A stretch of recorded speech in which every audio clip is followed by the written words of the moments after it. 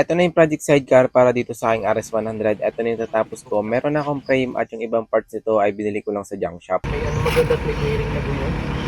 May hili na rin. May center ko din. Dahil eto yung mahirap gawin sa sidecar ay eto yung bibiling ko dito sa junk shop dahil meron na siyang lagay ng bearing at meron na rin siyang ihi. Pinasama ko na rin etong flat bar o pinagtutornelyuhan ng ihi para hindi na ako gumawa at basta ko na lang ulit siyang i-welding. Update dito sa ginagawa kong sidecar at eto na nga, nabuo ko na. Hindi ko nga lang nabidyohan etong pagbuo dito sa pinakang frame nitong ating sidecar. Ayan, bali ito na nga yung kinalabasan ng ating in-sketch na sidecar ng ating RS100. Ito naman yung binili kong lagay ng gulong sa junk shop. Ito siya, nabili ko siya sa halagang 250. Kasama na yun, dalawang bakal na ganito.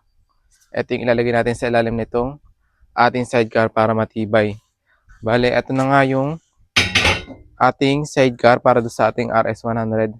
Ito yung gagamitin nating pambili ng mga parts ng ating pagdi-DIY. At ang ginamit ko lang na pang-bend dyan sa mga tubo na yan ay ito. Binili ko lang din siya online.